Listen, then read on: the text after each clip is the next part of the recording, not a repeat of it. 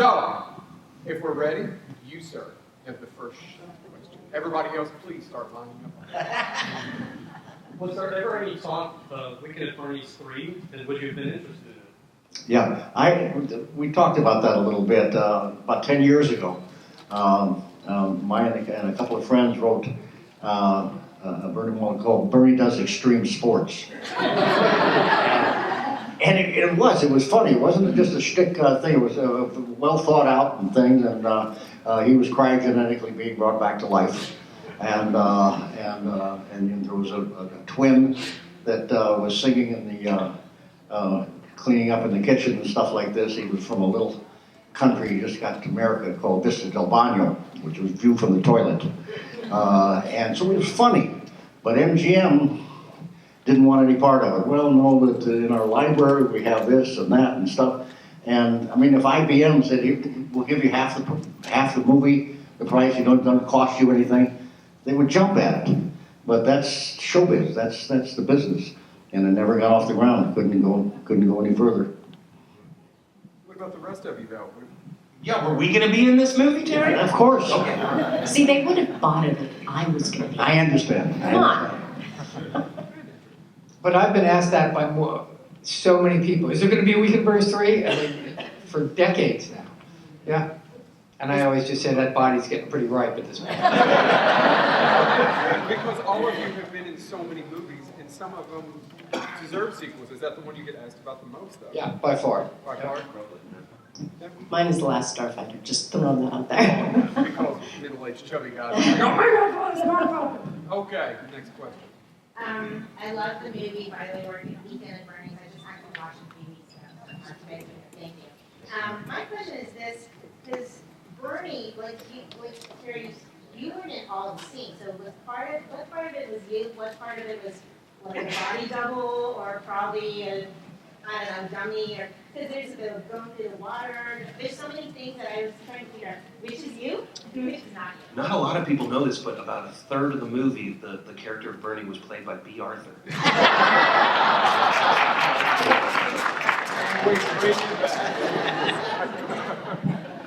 You know, it was funny because we learned on that movie that stunt people or us or anything else, if you get hurt or something, you get shot, you go down, but you can brace yourself and everything. With Bernie, it was just this, there was no bracing whatsoever. So it got a little rough. I personally broke 3 ribs, had a vertebrae jammed in my neck and stuff like this. But the joy that we had playing this thing is that we were all golfers, but we were in every scene. But when it rained, we played golf, and I think this all brought us together, making this movie. So, can you talk a little bit about how you just control yourself, especially during outtakes when you guys build this relationship, and you just have to control yourself in the scene when people break up, or like Andrew and Jonathan, they say something funny. How do you do that? Well, Terry was amazing. He just never broke. He just never broke. And we realized early on we could just kind of do anything to Terry, and he just sits there. And so we did. And a lot of that stuff we just kind of made up, and just because Terry's just like. And so if he weren't like that, a lot of the funniest stuff just came from because we could do anything to him. And Terry, to go back to the question before, Terry was most of the time. The only time I remember it not being. There was a stuntman who looked very much like him, but just in the water, when we dragged him around the water. Obviously, that was a dummy. But the rest of it was just Terry getting the shit beat out of him. Until we finally woke up, Jonathan and Andrew kind of whispered in my ears, and they gave me the story.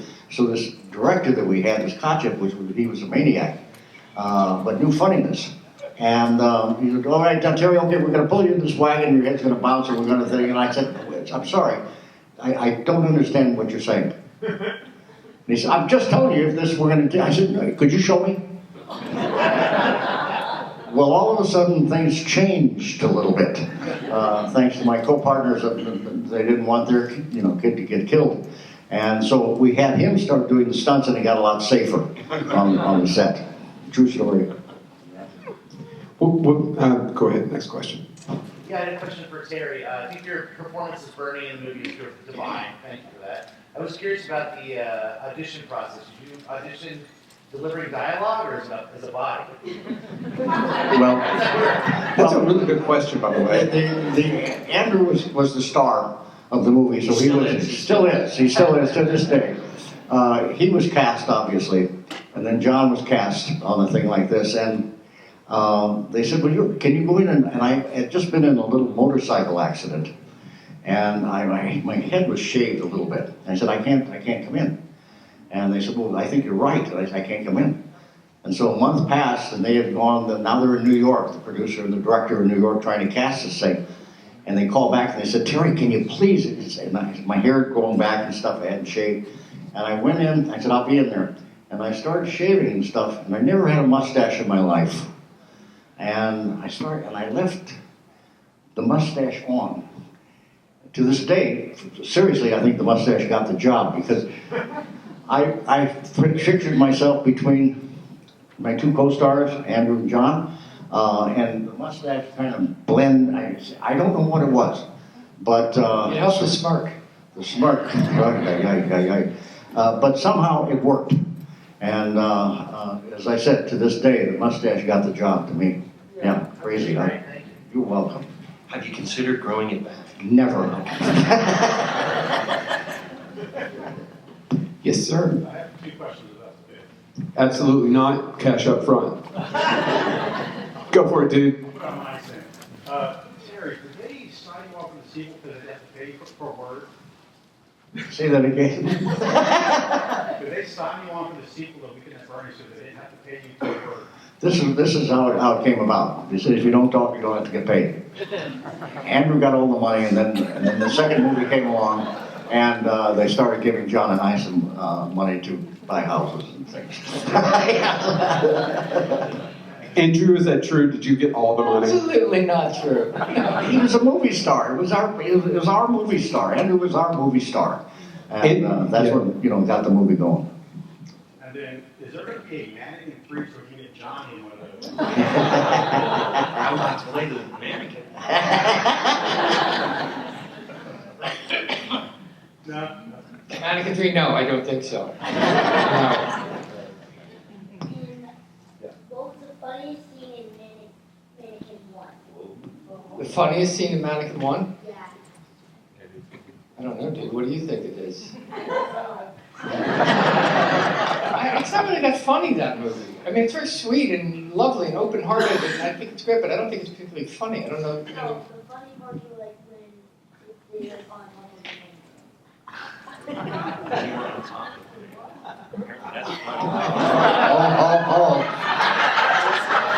Is your mother here?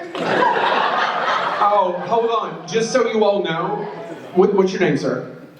Logan. Logan came up to Bill Sadler earlier and was asking him Shawshank Redemption questions. And as a father of a 7-year-old, sir, Shawshank? I have the same question I had for you earlier, sir, and your parents, wherever they might be. Yeah. So who's the cool uncle? Raise your hand. Dude. He's supposed to be in school. Nah, he's at Comic-Con. You're gonna tell everybody about this Monday too, right? Yeah. What grade are you in? Fourth. All right, cool. So is that true about the, that's the funniest scene, Andrew? Apparently. I never really thought it was that funny, that movie. I mean, I know it was good comedy, I guess, but I didn't think it was ever that funny. So, I have no answer for you. I'm sorry.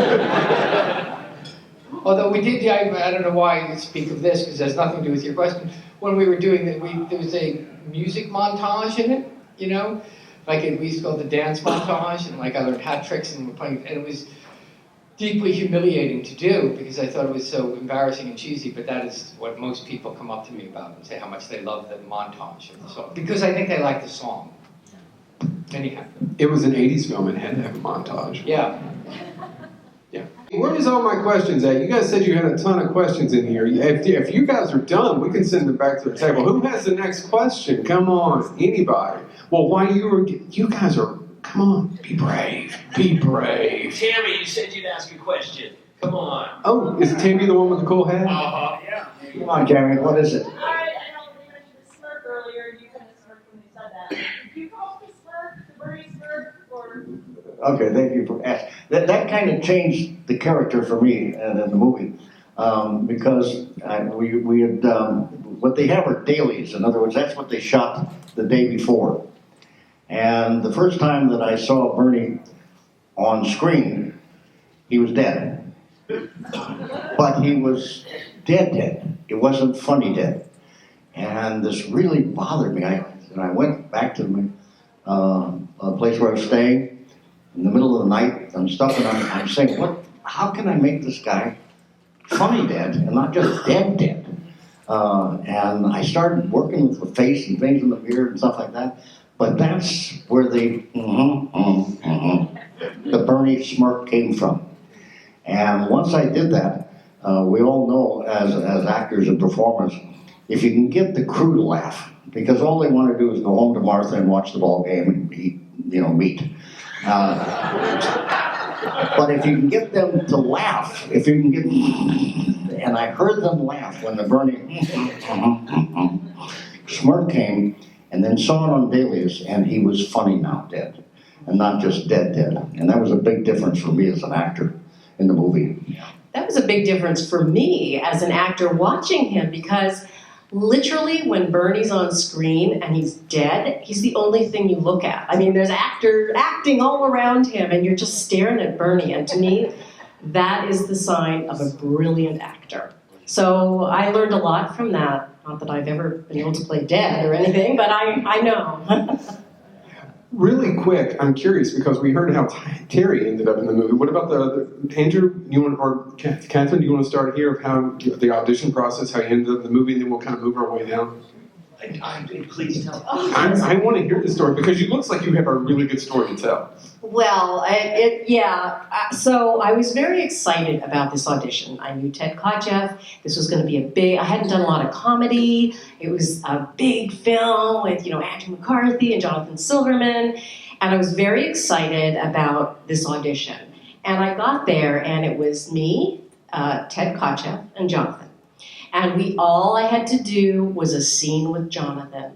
And I so screwed it up. I forgot everything. I was just like, I don't know, I froze. It was one of those actor moments where you go home and you're like, oh my God. You're calling people saying, just let me get back in the room one more time, that kind of a thing. And I literally called my manager and I'm like, I screwed up. I need to get back in the room with them. I was terrible. And he was like, okay. And I never got the call back. And I thought, oh, well, there's that. And then I got the call saying I had the job. I couldn't believe it. I don't know why. But I'm very, very grateful. You were the only one that came in. Oh, harsh. Snap. Yeah, it was me and B. Picture her and B, right? Yeah, and they were like, older woman, younger woman. Jonathan, you want to talk about how you... These guys heard this story already, but you haven't. So they were casting this kind of medium-sized budget for a Fox film, and I had only done a couple of plays in New York and a couple of movies, and I was thrilled just to get the audition. And I had the first audition, and then they said, okay, we'll bring you back for a callback, and then they narrowed it down to 2 actors. This is before Andrew even was offered this. And it was me and, ironically, a former co-star of Andrew's named John Cryer. Don't feel bad for John, he ended up doing just fine. You beat out Ducky. Yeah, so John and I were going to be in this movie, which at the time was called Sitting Ducks. I thought it was Hot and Cold. When I got involved, it was called Hot and Cold. Yeah. And we didn't know it was going to turn into anything, but John and I were kind of excited. Okay, well, one of us is going to play this role, and one of us is going to play that role, and they didn't know which would be right, so they had us both screen test for Larry and Richard. And a couple of days went by, and we didn't hear who got what part. And all of a sudden, I guess they said, let's make an offer to a movie star, a real movie star. And they offered it to Andrew, and Andrew chose the role that he chose. And then they had to decide who gets the other one, and I got it. I'm very happy for John Cryer's career. Andrew, why did you pick it? How did that happen? They did just, I was hot, as they say at that moment, and so it was fleeting, and they asked me to do an answer. That was all. They just asked me, and I said, well, I'd like to play the stupid guy. I don't want to play the love interest. I just played love interest. I want to play the stupid guy, so they're like, sure. Great story.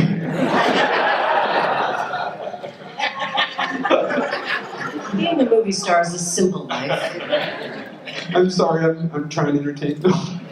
No, I'm joking with you. But no, that's great. So you wanted to play against Tide, right? And try to break out? Is that what it was? Yeah, I just thought, I had a friend who reminded me of Larry, and so I just imitated my friend. I dressed like him with the purple sneakers and the Hawaiian shirts and things like that, and I just acted like my friend. And I was perfect. I was just Eddie, and when he saw it, he thought I was great. Because that guy's a great character. My God, it's you, dude. He didn't get it at all? No. All right, who has our next question?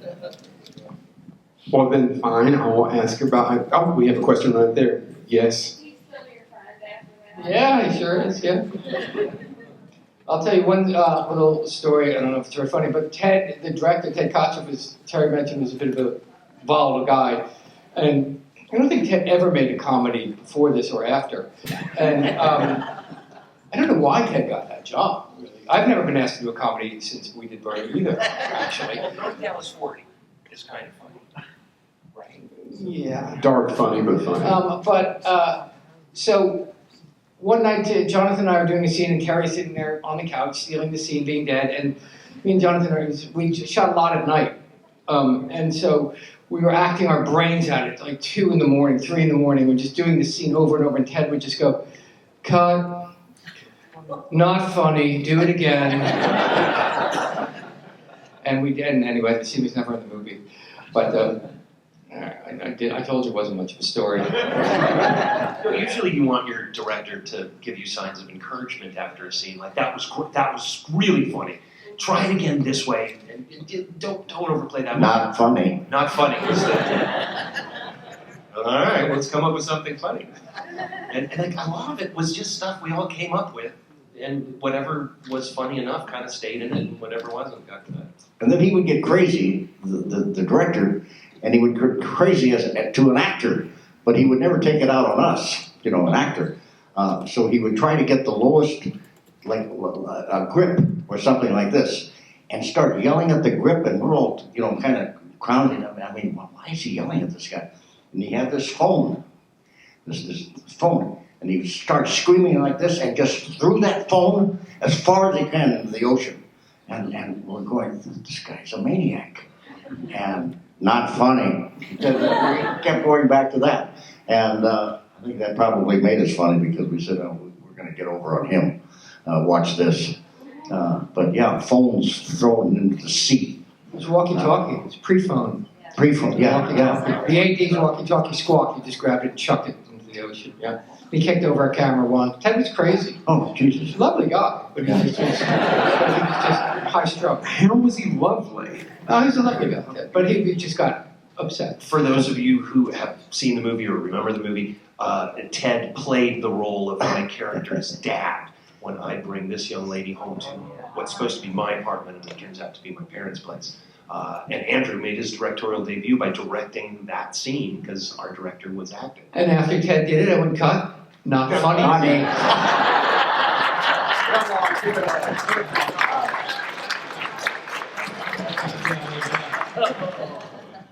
And Kathy, I have to apologize. I don't know if I ever have. But you haven't done No, it. you haven't. I can't wait to hear what you're Well, like. everything. So in the scene that's sort of from here to eternity scene where she and I are on the beach in the sand and we're making out and everything's wonderful and all of a sudden a dead body floats up right between us and it goes back to sea. It was a difficult scene to shoot. It was dark, it was cold, and we were obviously wet. But more importantly, I'm a huge baseball fan, and I'm from Los Angeles, and the Dodgers were in the World Series when we were shooting this scene. It was Game 1. And back in the day, we didn't have cell phones, but I had one of those, like, Watchmen TVs, like a transistor radio that was a television, and it was in my coat pocket. And we'd be doing this wonderful scene, and we're kissing, and everything's wonderful. Cut! I would, like, run to the closest place to get a reception, and I'd stay there. And that's where I saw Kirk Gibson hit his one-legged home run to win the World Series in Game 1. So I apologize for my mind being somewhere else instead of 100% me. That's how sexy I am. Yeah. When they had this thing of him floating up while they were kissing and stuff like this, Bernie was on a long board, and there were like 15 guys on this board that went out to the sea, and so and the waves were coming up and stuff like that. And okay, push it. And these 15 guys would start, and Bernie would thing like this. Well, the guys in the back it was over their head, and they're holding this up like this. And Chet starts screaming, "Somebody stop the tide! Stop the tide from coming in right now!" He was yelling. Yelling at the tide. And these people in the back were drowning. These poor guys, 15 people caught in the water's going. Bernie's going, oh, they're kissing. The ball game was on. You're so Kirk. It was fun doing this thing, and you can imagine, the camaraderie that we had as craftsmen, as actors. That we it was fun, and we look back now. And for us all to get together, being here with you guys and everything else, is joyous because it bonded us together for so many years. Kevin, you were going to say something just a second ago.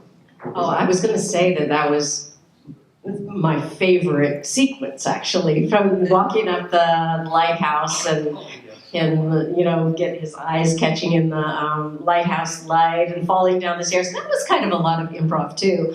Oh my gosh, I laughed that was authentic hysterical laughter because he was improvising as we were going down the stairs. And I just loved it so much. I did an episode of some series and they wanted me to duplicate that sound that I made as he pulls me up. I'm like, yes, I'm feeling it too, or whatever it is I say. And he pulls me up because he sees Bernie, and I go, oh, I forget, I can't do it again, obviously. And I go and do an episode of some series, and they're, do what you did at Weekend at Bernie's. And I'm like, oh, no. I tried. It was pretty pathetic. But I loved that sequence of scenes with you. It was not so funny. I laughed hysterically. So we have time for just a couple more questions. Yeah, in the back. Go ahead. So a huge fan of the movie, but as a horror fan, I would be remiss if I didn't ask Harry, what was it like being in a Friday the 13th film? Woo, it was terrible. It was terrible. Because we shot at night, so we go to work at 6 at night and work until like 6 in the morning. So there was no, I was young, I was having fun, but you couldn't go out and party or anything else because you were in the swamp and they had somebody watching for snakes, a snake wrangler, they call it, and an alligator wrangler, so somebody wouldn't be in your dressing room. No, it was terrible. But Dr. Bad News Cruise came out ahead. All right, next question. We got time for just a couple more. Well, while you all were thinking, do you guys want to, first of all, 2 questions. One, how much of the movie do you think was improvised? And from the screenplay, from the actual script, the shooting script, to what actually ended up on the screen? They don't really let people do this anymore, unless you're doing a very specific special film. But we were given a lot of rehearsal time before we started filming in New York. We shot the first few weeks of the movie in New York, and they set aside a rehearsal space where you normally would do rehearsals for a Broadway or an off-Broadway play.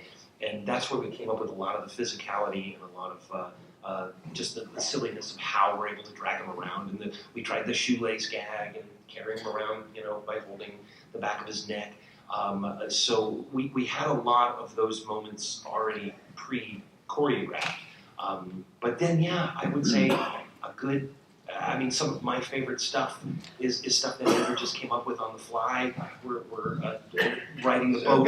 Serpentine.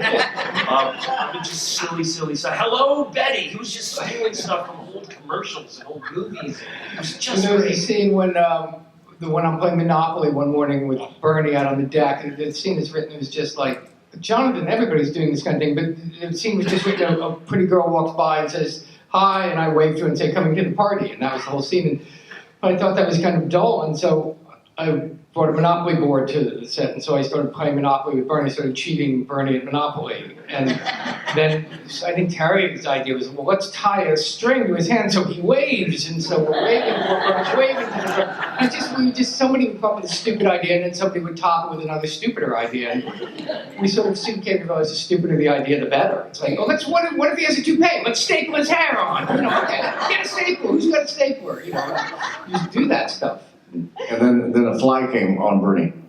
And so Andrew slapped it with a thing like that. And I says, Andrew, I think it's funny if you slap the fly and then scrape it away. Slap, scrape. That's how things came up, in improvising of stuff like this. That's why we had so much fun, and I think what the audience saw was a looseness in a structure. And I think it was really fun for all of us to work that way. Were you able to do a lot of that in the sequel as well? Yes. I don't think anything was written in the sequel. You can tell. We'll talk about the sequel for a few minutes. I'm sure you all would like to hear about it, right? We'll talk about your experience in the sequel. See? There we go. Woo! I was in a blackout for the sequel, I have to say.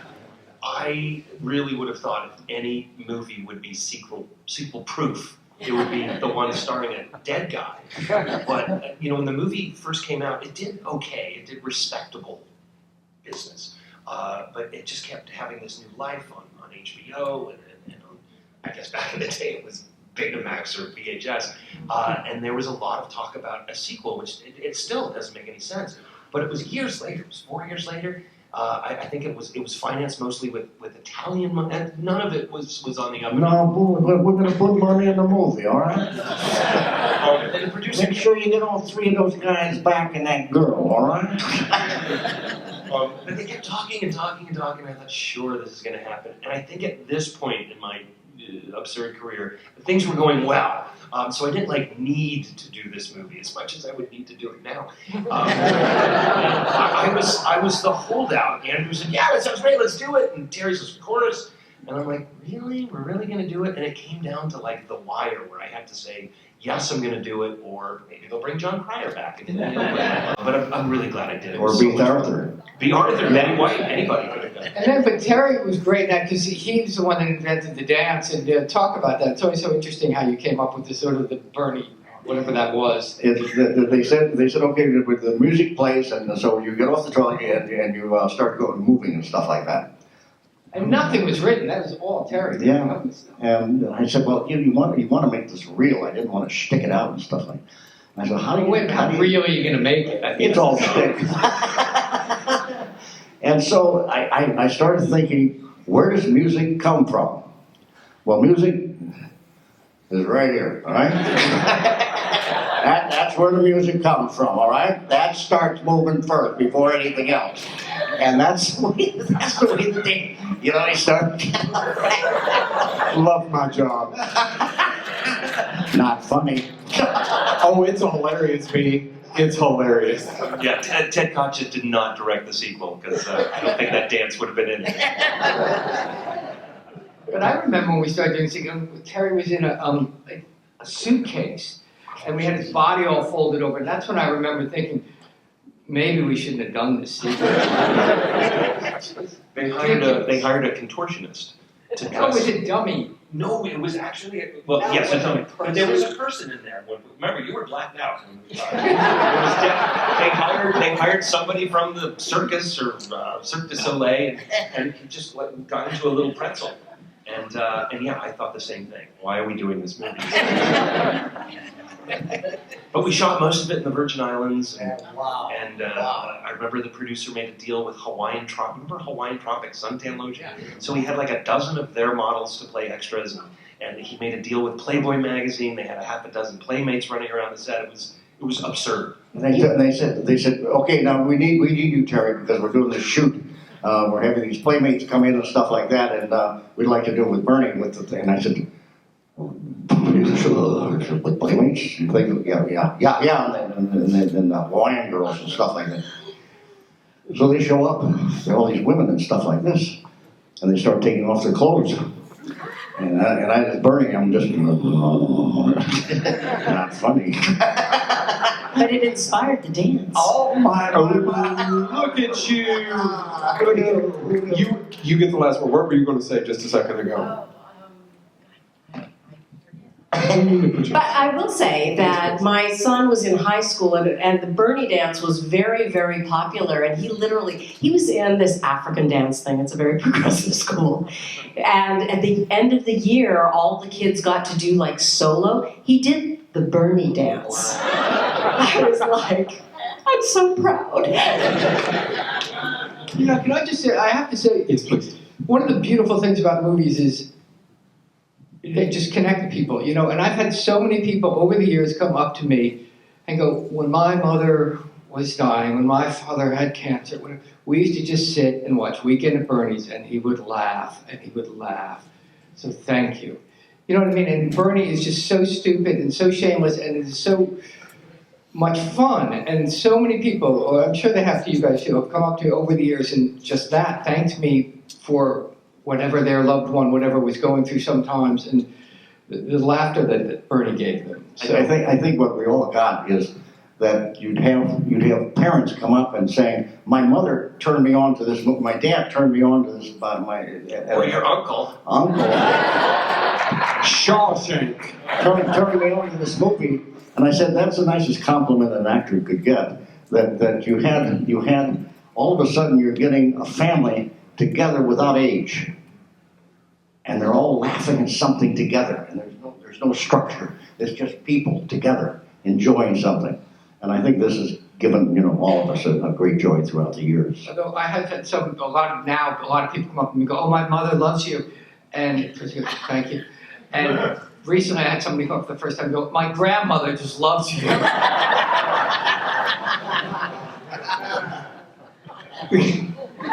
I've got a joke and I can't do it. Thank you all so much.